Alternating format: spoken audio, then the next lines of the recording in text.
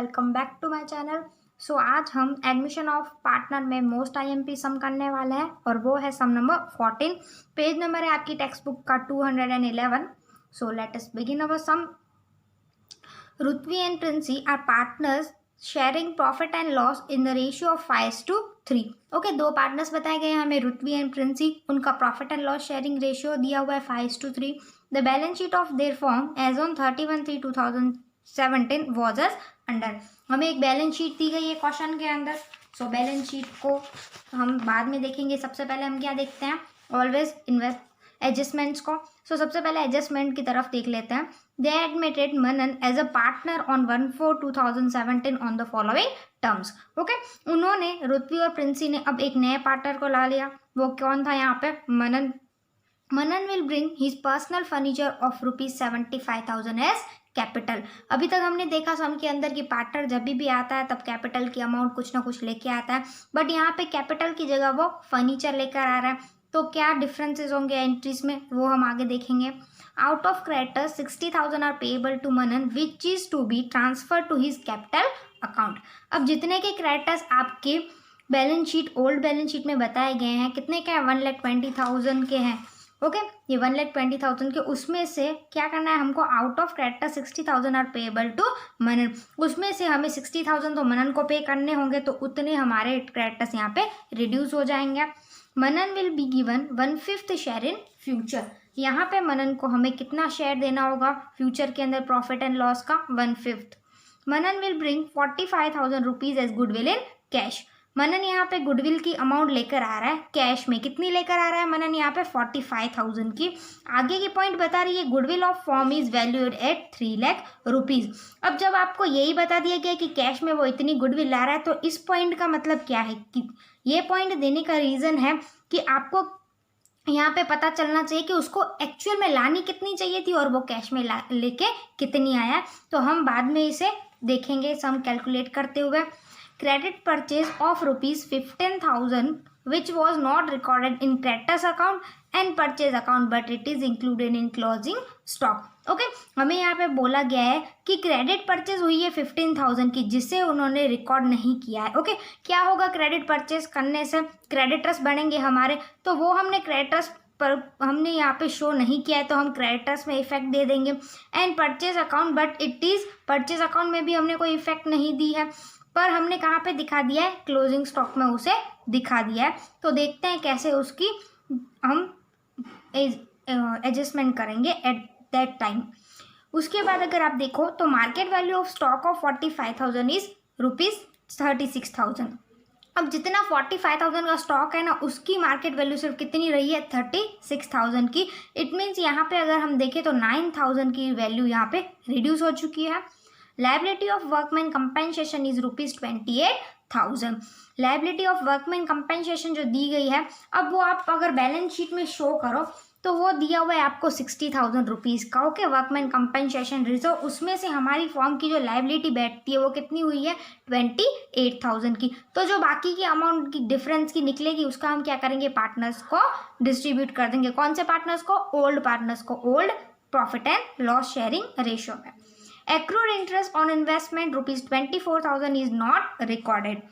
अब यहाँ पे एक एक्रूड इंटरेस्ट है जो इन्वेस्टमेंट पे हमें मिलने वाला है, उसे हमने रिकॉर्ड नहीं किया है। ओके, तो उसे भी रिकॉर्ड कर देंगे। Prepare new balance sheet after admission. अब यहाँ पे हमें क्या प्रिपेयर करना है, हमको बोला गया है कि आफ्टर एडमिशन के बाद कि आप न्यू बैलेंस शीट को प्रिपेयर करो, पर सिर्फ बैलेंस शीट प्रिपेयर करने के लिए हमें बाकी सारे अकाउंट्स भी तो बनाने पड़ेंगे ना, बिना उसके हम बैलेंस शीट तक तो पहुंच नहीं सकते। तो इसीलिए हम यहाँ पे जो हमारे नेसेसरी अकाउंट्स है, जैसे कि revaluation account, partners capital account, वो सब यहाँ पे हम बना देंगे। अब एक नज़र कर देते हैं हम बैलेंस शीट की ओर। सो बैलेंस शीट आपको दी गई है, उसमें आ जाओ असेट साइड्स पे।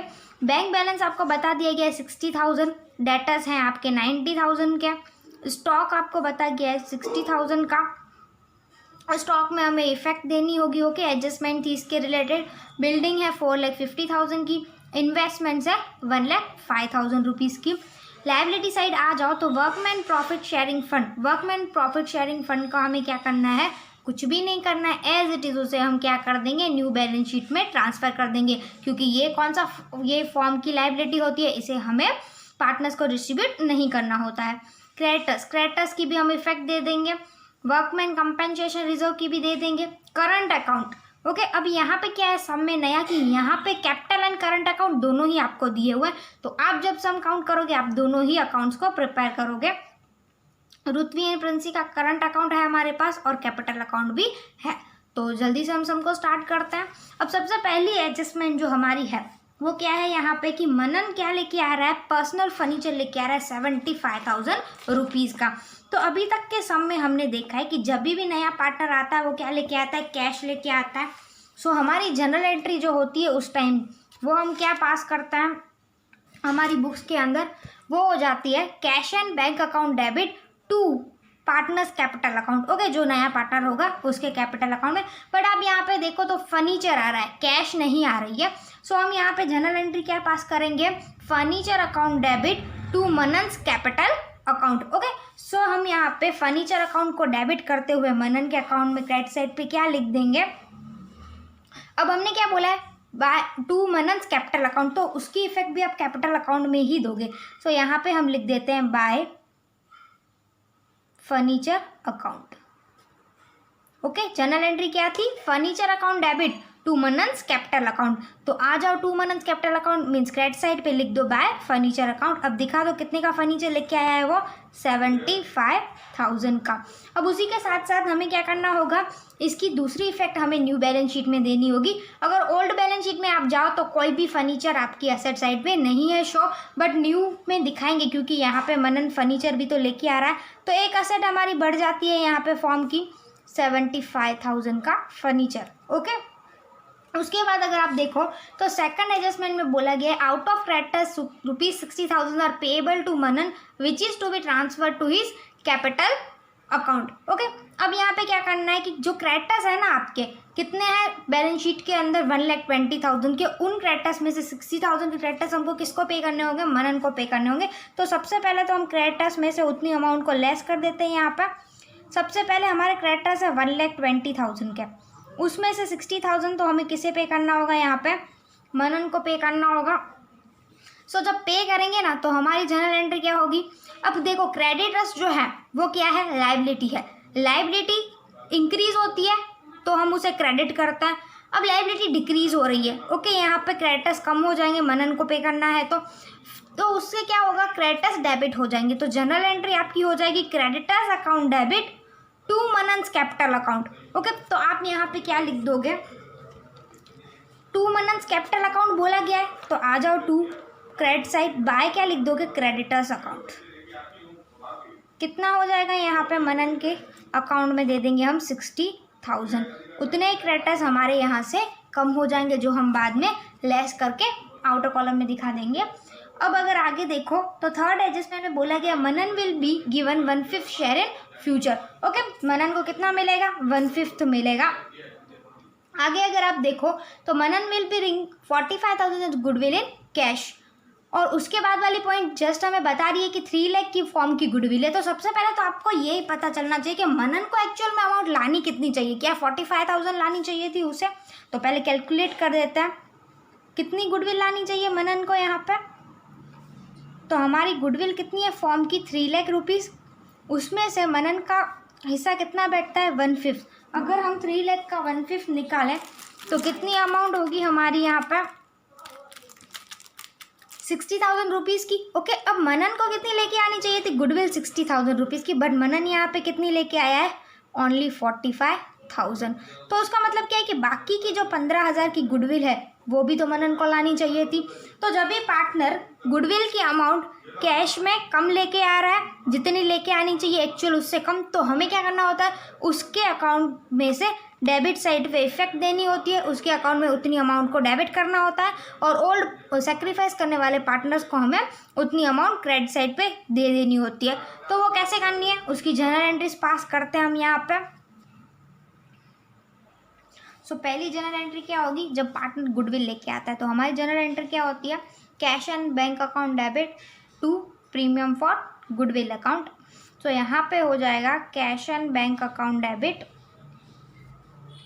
कितने की कैश में लेके आ रहा है? 45,000 की to premium for goodwill account.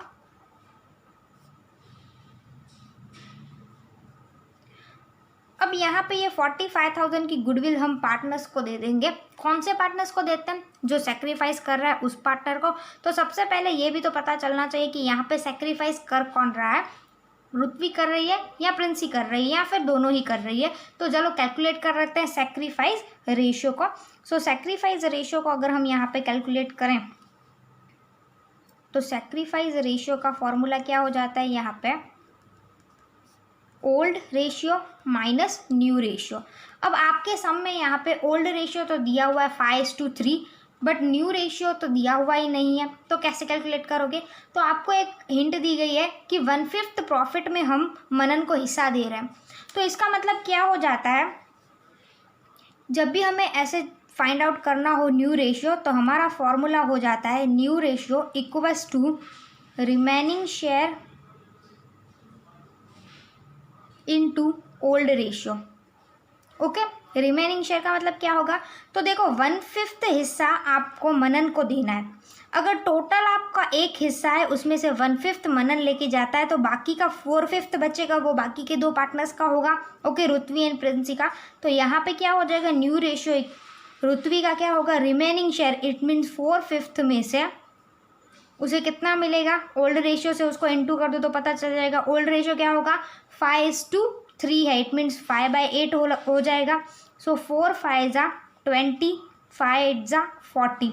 उसी तरह अगर हम प्रिंसी का देखें तो 4/5 बाकी का शेयर है, remaining share into old ratio क्या है उसका? 3/8। सो 4 3 जा 12 एंड 5 जा 40। सो यहाँ पे न्यू रेशियो क्या हो जाएगा यहाँ पर?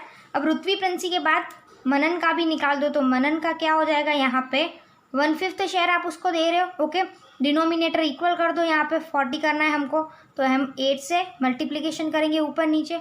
सो क्या हो जाएगा? 8/40। अब यहाँ पे रेशियो क्या बैठता है हमारा? New ratio 20:12:8। 20 + 12 + 8 करेंगे तो 40 आ जाएगा। ओके, अगर हम उसे और छोटा बनाना चाहें तो 5 4 जा 20, 4 3 जा 12 एंड 4 2 जा 8। इट मीन्स 5:3:2 आपका न्यू रेशियो होगा। तो न्यू रेशियो हमें यहाँ पे मिल चुका है और वो है हमारा 5:3:2 का। ओके, अब हम यहाँ पे फाइंड आउट कर सकते हैं सेक्रीफाइस। तो हमें क्या करना होगा? ओल्ड माइनस न्यू कर दो। रुत्वी का क्या हो जाएगा? ओल्ड क्या है उसका? 5/8 है। न्यू क्या है उसका? 5 क्या हो जाएगा अब? 5:3:2। इट मीन्स 5 + 3 + 2 5/10 हो जाएगा। ओके, तो यहाँ पे हो जाएगा। अब यहाँ पे हमें क्या करना होगा? क्रॉस मल्टीप्लाई करना होगा। 5 10 जा 50, 8 5 जा 40/80। It means 10/80। उसी तरह से अगर मैं प्रिंसी का निकालूँ तो उसका क्या था? ओल्ड 3/8 माइनस न्यू क्या है उसका? 3/10 का। 3 10 जा 30, 8 3 जा 24/80। It means 6/80। सो यहाँ पे अगर हम देखें सेक्रीफाइस रेशियो तो वो क्या बैठ रहा है यहाँ पे? 10:6 का बैठ रहा है। ओके, दोनों पार्टनर्स के बीच का। सो 10:6 का सेक्रीफाइस रेशियो बैठ रहा है। अगर रुत्वी 10 तो यहाँ पे दे रही है, सेक्रीफाइस कर रही है, तो प्रिंसी कितना कर रही है? 6 सेक्रीफाइस कर रही है। तो हम उसी रेशियो में उनको गुडविल भी बांट देंगे। सो 45,000 की गुडविल जब दोनों पार्टनर्स को बांटोगे तो आपकी जनरल एंट्री क्या हो जाएगी? Premium for goodwill account debit 45,000 to किसको देना है? दोनों पार्टनर्स को, क्योंकि दोनों ही सेक्रीफाइस कर रहे हैं। To Rutvi's capital account. अब कैपिटल अकाउंट में दोगे कि करंट अकाउंट में दोगे? तो जब भी करंट अकाउंट दिया होता है तो करंट अकाउंट में बाकी की सारी एडजस्टमेंट देनी होती है except capital account. Okay, capital account की सारी एडजस्टमेंट को छोड़ के बाकी की जितनी भी एडजस्टमेंट है, जो भी पार्टनर्स को दिया जाता है, रिजर्व दिया जाता है, प्रॉफिट दिया जाता है, जो भी, वो सब करंट अकाउंट में शो करते हैं। So current account and to Princy's current account. और 45,000 को हमें किस रेशियो में डिस्ट्रीब्यूट करना होगा? 10:6 के रेशियो में, सेक्रीफाइस रेशियो जो हमें नया मिला। सो 45,000 इंटू कर दो 10, डिवाइड कर दो 16 से। सो कितनी अमाउंट दे दोगे उसे?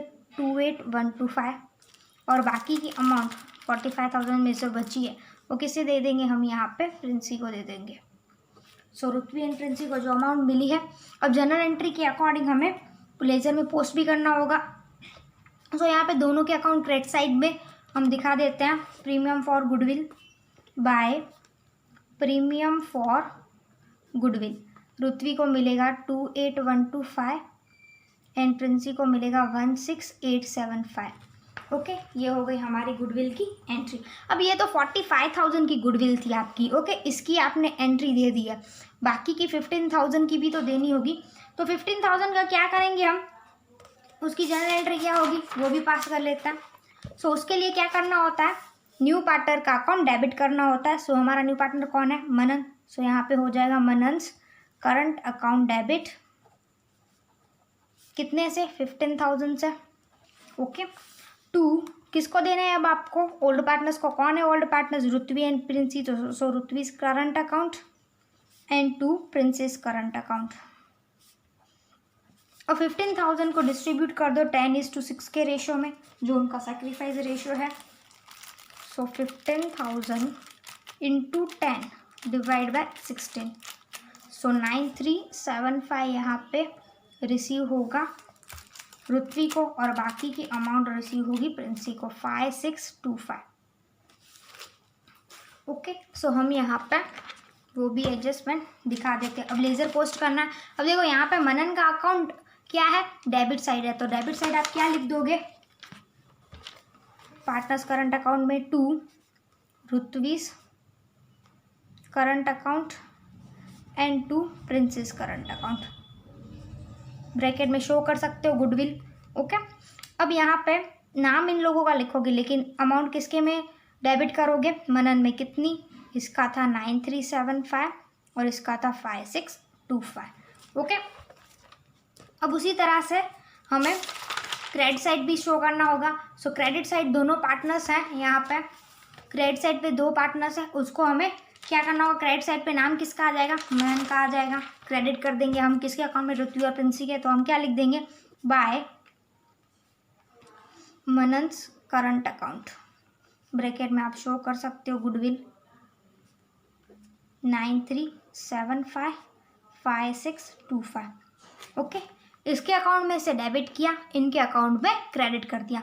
गुडविल का यहाँ पे सारा एडजस्टमेंट क्लोज हो चुका है।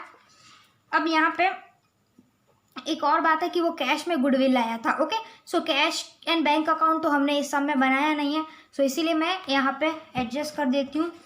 हमारी जो बैलेंस शीट है उसमें आपका बैंक बैलेंस दिया हुआ है 60,000 का। सो हम यहाँ पे लिख देते हैं बैंक 60,000 प्लस मनन जो गुडविल लेके आया है कैश में, कितनी लेके आया है? 45,000 की, वो भी यहाँ पे शो कर देते हैं। तो आउटर कॉलम में हमारा कैश बैलेंस कितना हो जाएगा?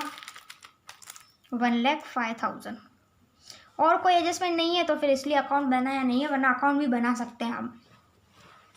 तो कैश की इतनी एडजस्टमेंट थी। अब आगे बढ़ते हैं। आगे बोला गया है हमें credit purchase of 15,000 which was not recorded in creditors account. Okay, 15,000 की जो क्रेडिट परचेज है उसे हमने क्रेडिटर्स में दिखाया नहीं है। तो दिखाएंगे तो क्या होंगे? क्रेडिटर्स इंक्रीज हो जाएंगे। तो आप दिखा दो, क्रेडिटर्स इंक्रीज कर दो 15,000 से। ओके, सो 15,000 से हमारे क्रेडिटर्स यहाँ पे इंक्रीज हो गए। और क्या होगा? अब क्रेडिटर्स इंक्रीज होंगे तो रिवैल्यूएशन अकाउंट में भी इफेक्ट आएगी। तो हम क्या करेंगे? क्रेडिटर्स क्या है? लाइबिलिटी। लाइबिलिटी इंक्रीज होगी तो क्रेडिट होगी, तो डेबिट कौन होगा? Revaluation account. So general entry हो जाएगी आपकी revaluation account debit to creditors account. So to creditors account दिखा दो यहाँ पर 15,000 के क्रेडिटर्स। ओके, और बोला क्या था कि not recorded in creditors account and purchase account but it is included in closing stock. Closing stock में हमने इंक्लूड कर दिया था। अब क्लोजिंग स्टॉक की अगर हम बात करें यहाँ पे, तो स्टॉक हमें दिया हुआ है 60,000 रुपीज़ का। आपका टोटल स्टॉक बैलेंस शीट में बता रहा है 60,000, उसमें से 15,000 का आपका एक स्टॉक है जिसको उन्होंने रिकॉर्ड नहीं किया था, तो बाकी का बचा कितना? 45,000 का।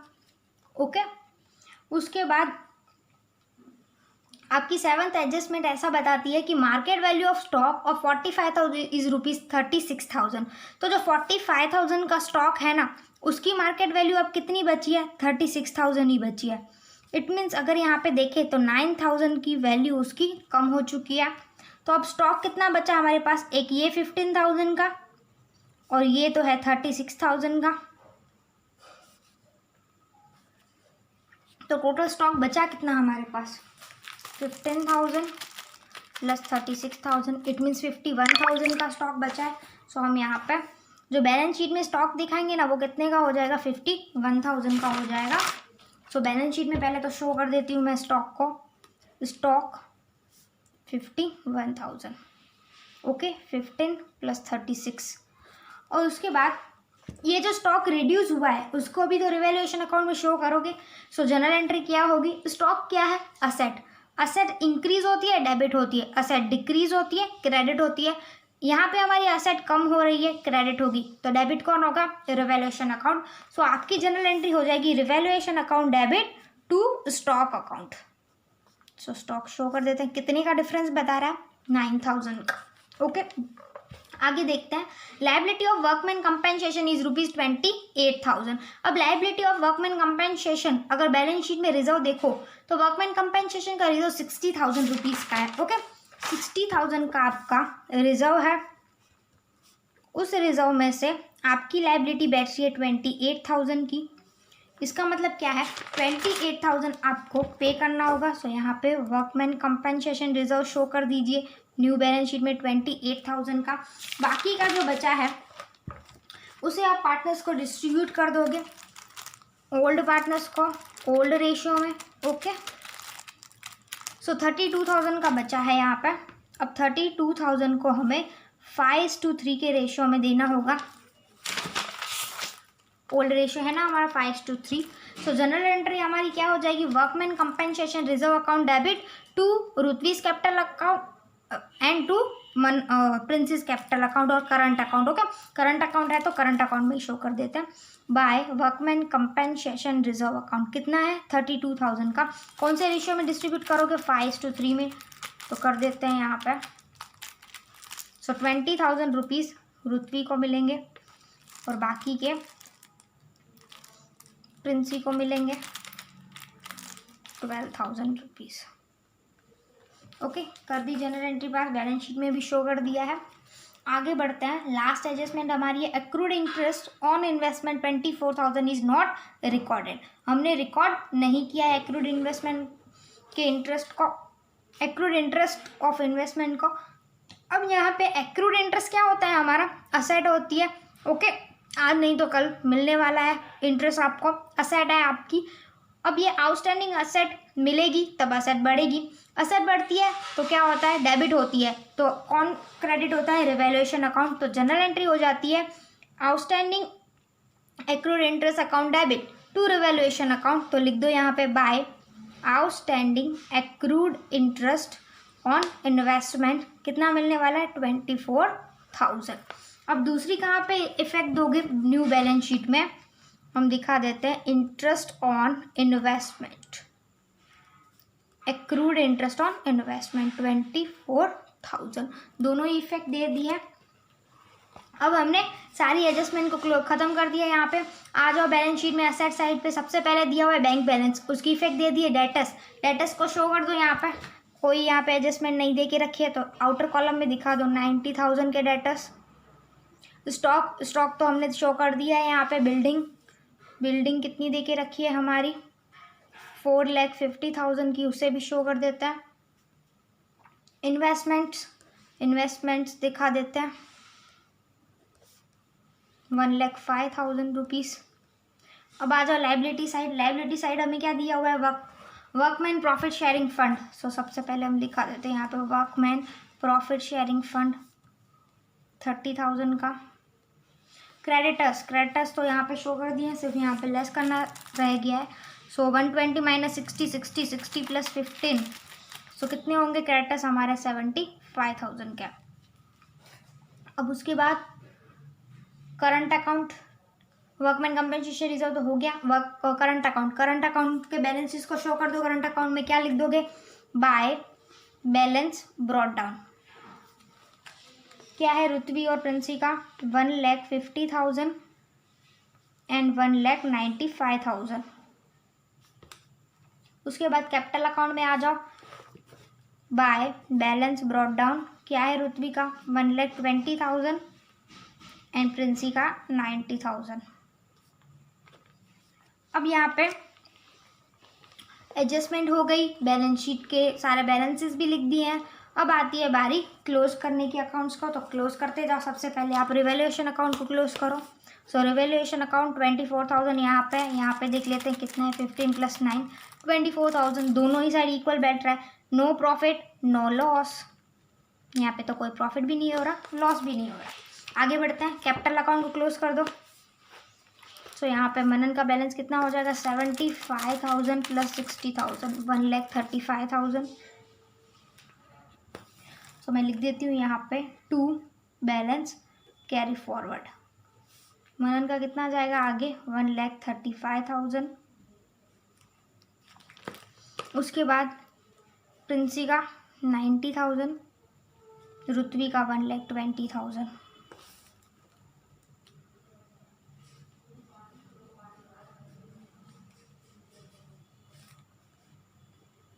बैलेंस कैरी फॉरवर्ड भी उतना ही रहेगा हमारा।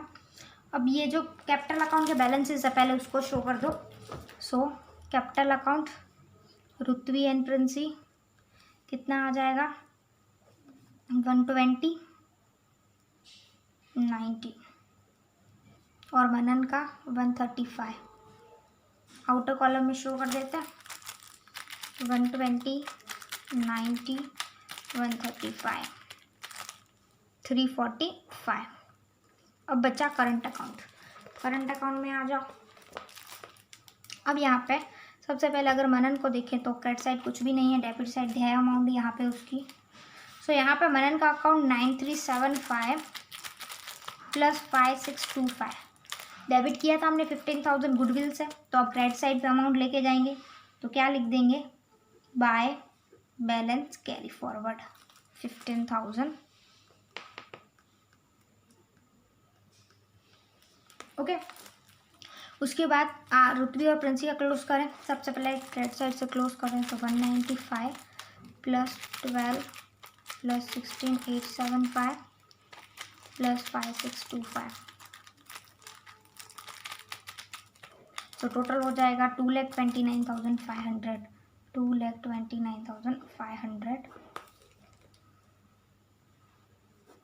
और यहाँ पे अगर हम टू बैलेंस कैरी फॉरवर्ड देखें तो प्रिंसी का कितना हो जाएगा? 2,29,500।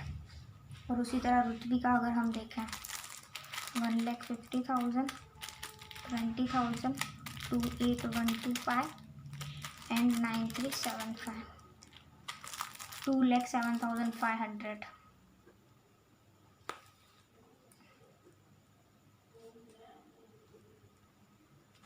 अब यहाँ पे एक पार्टनर जो हमारा है मनन, उसका बैलेंस कैरी फॉरवर्ड कौन सी साइड शो कर रहा है? क्रेडिट साइड पे आ रहा है। ओके सो हम क्या करेंगे? उसे असेट साइड शो कर देंगे। अभी तक हमने जितने भी सम किए उसमें टू बैलेंस कैरी फॉरवर्ड जब भी आया है तो हमने पार्टनर्स के करंट अकाउंट को लायबिलिटी साइड शो किया है। ओके वैसे ही हम करेंगे। सो रुतवी एंड प्रिंसी का बैलेंस कैरी फॉरवर्ड यहाँ पे आ रहा है डेबिट साइड पे, तो उसे लेके जाओ लायबिलिटी साइड पे। क्या लिख दोगे? Current account Rutvi and Princy show कर दो 2,75,500 एंड 2,29,500। ओके अब यहाँ पे मनन का जो है वो यहाँ पर क्रेडिट साइड पे बैलेंस आ रहा है तो उसे हम असेट साइड पे शो कर देंगे। बाय बैलेंस कैरी फॉरवर्ड यहाँ पे उसका है। सो यहाँ पे दिखा दो मनन्स करंट अकाउंट 15,000। ओके अब यहाँ पे टोटल कर देते हैं 2,07,500 एंड 2,29,500। आउटर कॉलम में आ जाएगा 4,37,000, 2,37,000। ओके अब बैलेंस शीट को टैली कर देते हैं जल्दी से। सो 4,37,000 + 3,45,000 28,000, उसके बाद 75,000, उसके बाद 30,000। सो 9,15,000 हमारा यहाँ पे बैलेंस आ रहा है। सो लिख देते हैं लाइबिलिटी साइड पे हम।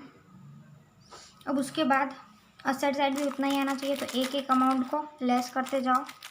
1,05,000 minus 51,000 minus 75,000 minus 90,000 minus 15,000 minus 1,05,000 minus 24,000। Okay, so आ गई हमारा असेट साइड 0। इट मीन्स दोनों ही लाइबिलिटी और असेट्स हमारी इक्वल बैठ रही है और हमारी बैलेंस शीट यहाँ पे टैली हो गई है। सो आई होप कि एक्सप्लेनेशन अच्छे से समझ में आई होगी। मिलते हैं अगले सेशन में एक और सम के साथ। Thank you so much for watching this video.